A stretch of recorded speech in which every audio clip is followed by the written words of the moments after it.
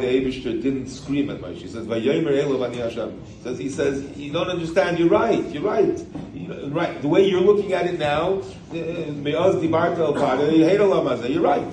But you're going to see later. You're going to see later on. You'll see what's going to happen." Those boys that went to Torah B'das,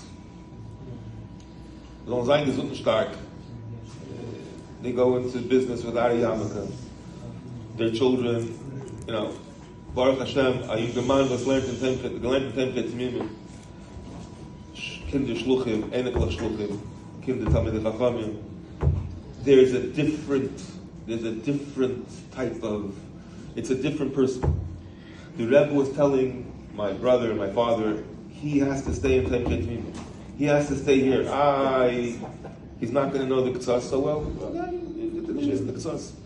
But you see clearly what the difference is as a product of the Rebbe's yeshiva and a product of somebody else's yeshiva. Yeah, a lot of learning. I have a lot of business acquaintances in Lakewood and many other places. Torah is not by them an absolute. Torah is a subject. Torah is a topic.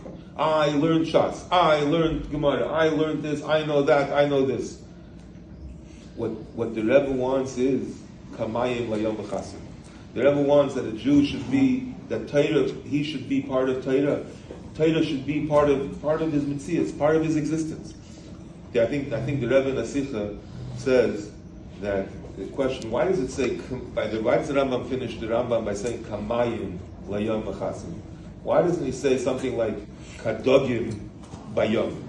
Because the mashal in Gemara is that Rabbi Kiva, a dog who goes out of the water is going to die. It's the same thing. So a yid has to always be immersed in Torah. So the Rebbe says because when a dog goes out of the water for a few seconds, he's still alive. So the Rambam wanted to emphasize that the yid's kesher to Torah has to be not just in when he's learning, or not in every aspect of his life. His business, his breakfast, his Cheerios, his cornflakes, his leisure, his vacation, everything, every aspect of his life has to be based on Torah. And that you learn when you're in the Rebbe's yeshiva. That you learn when you learn the Rebbe's sichos, when you see the connection, how everything is Torah. Every aspect is alikus, every aspect is godliness, every aspect is connected. There's no such thing as chutz. There's no such thing as chutz. No such thing as there's something that there's a part of Torah that doesn't apply, that there's a part of Torah that doesn't exist, or there's a part of Torah that's not applicable or relevant. Every aspect of Torah, and that's what the Rebbe was all about.